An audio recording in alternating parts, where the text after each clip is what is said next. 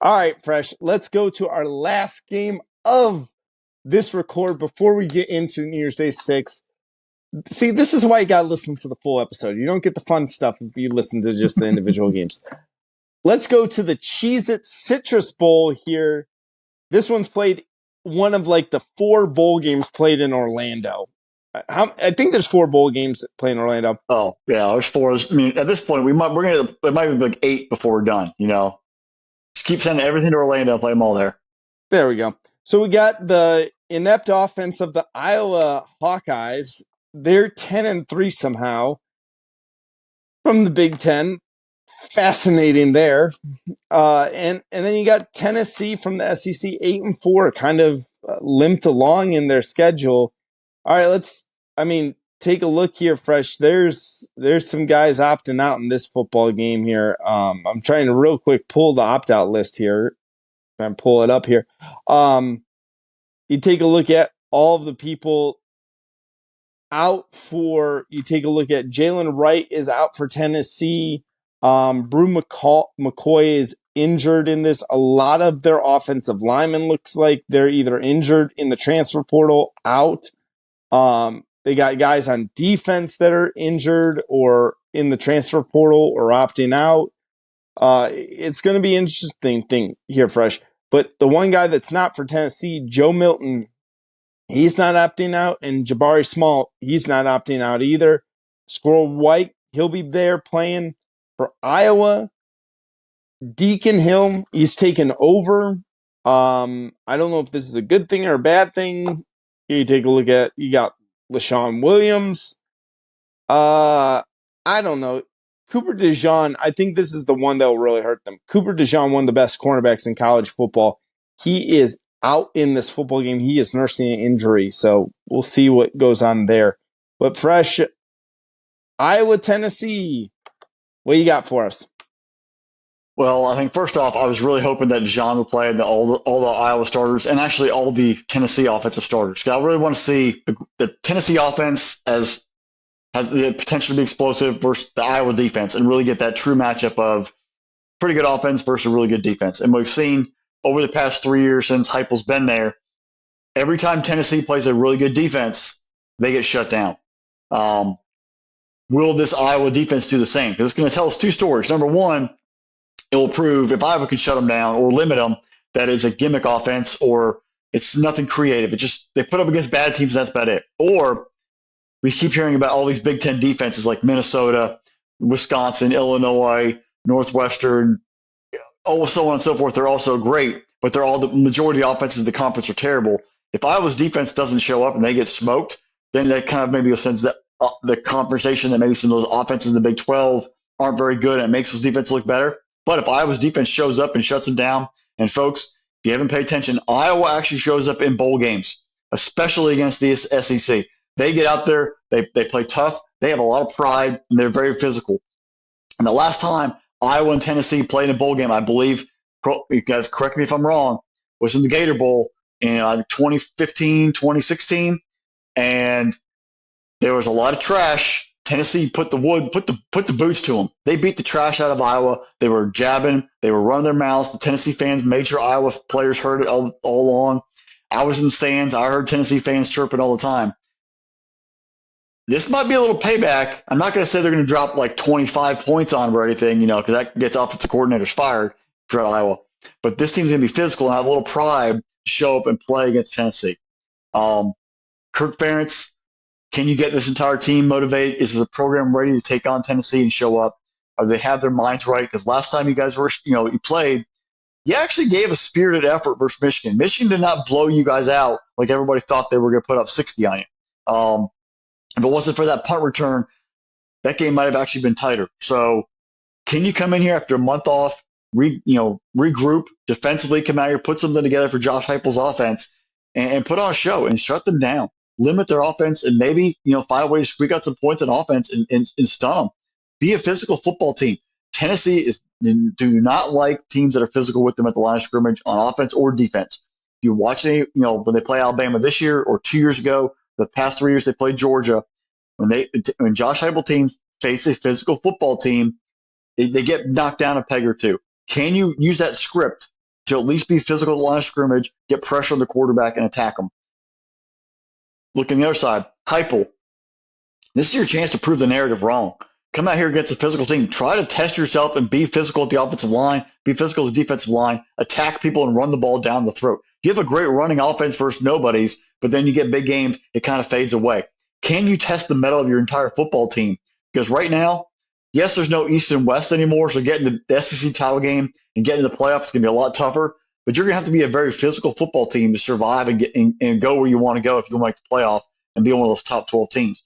You've got to build the program core. The fancy spread offenses, they're great in show, but they don't get it done when it actually matters. You've got to use this game as a chance to build that going forward. And on top of that, why even play Milton? Why? There's no point in playing Joe Milton. Play Nico. See what you have at quarterback. Because right now, going forward, if Nico isn't the answer next year, you're going to have no idea what you have. Those games are going to get tougher and tougher, and you're going to have to pay the price for lack of a quarterback development, and lack of truly being ready to handle the spotlight. The transfer portal's there. If you come out in this ballgame on January 1, the portal closes January 2, you might be too late to go out there and get a kid until maybe during the summer and not be able to play immediately. Play Nico. Get him out there, see what you got. Give him a chance. The game, you're 8-4. Who cares if you're 9-4 or 8-5? It doesn't matter. Knowing if you have a quarterback going into spring and going into fall, that's what matters more. You played, obviously, it was because Hooker was hurt. You gave Milton a chance last year in the Orange Bowl to show up and show out. He had a big game. It gave him some momentum going here. Do the same with Nico.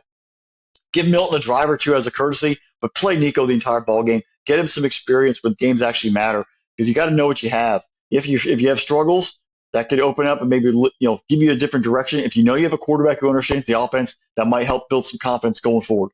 I'm really actually intrigued. I love these. This used to be the Capital One Bowl. It's been the Citrus Bowl. It goes from name all over again. The SEC, Big Ten matchups in any kind of bowl game, they always just have that intrigue. And I don't care when people say they cheer for the conference, they don't cheer for the conference.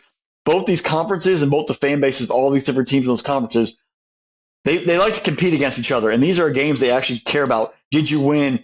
What's the record in the SEC Big Ten matchups? That's why I want to see guys compete in this ball game. Come out there in January 1 and show up. In the end, I think Tennessee has just enough on both sides of the ball to find a way to beat Iowa. I don't trust Iowa's offense, but don't worry, Iowa fans. This is the last game of Brian Ferentz. The opening if you want to apply for the job is already posted on the athletic site. You can apply to be the Iowa offensive coordinator if you want. This is his last game. So you know what's going to happen. Iowa's actually going to score 25 points, but Tennessee will score 40 and win 40-25.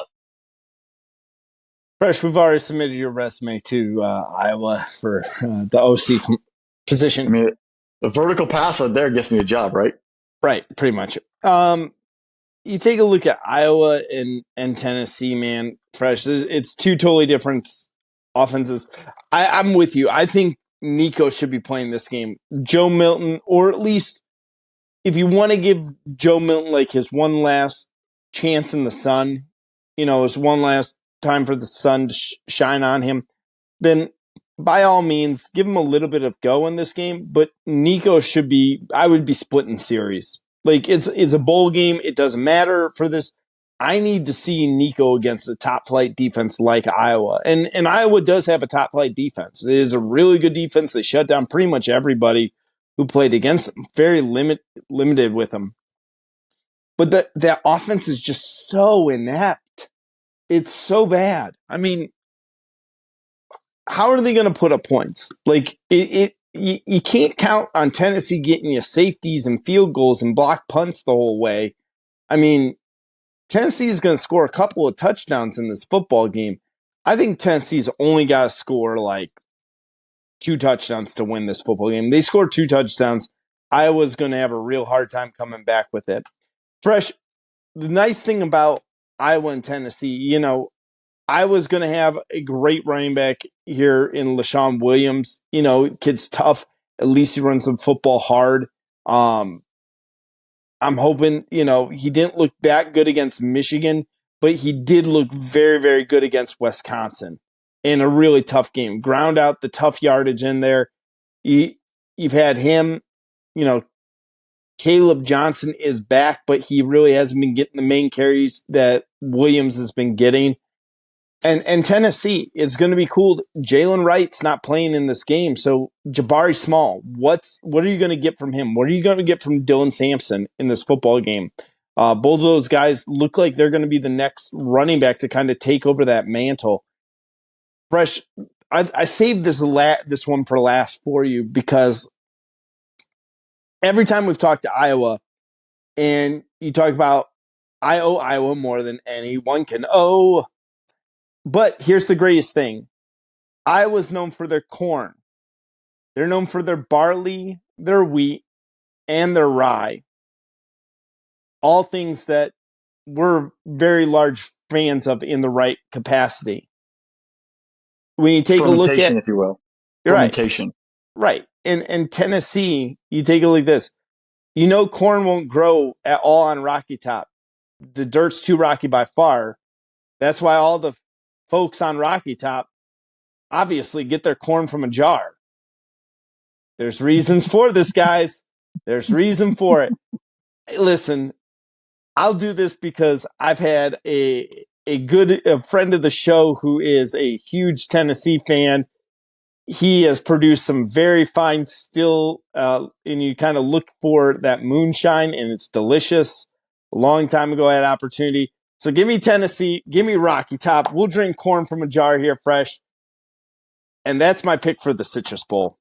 Well, I joked about the 40-24, folks.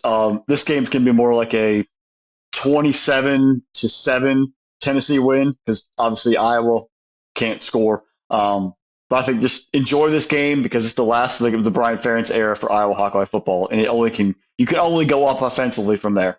Right.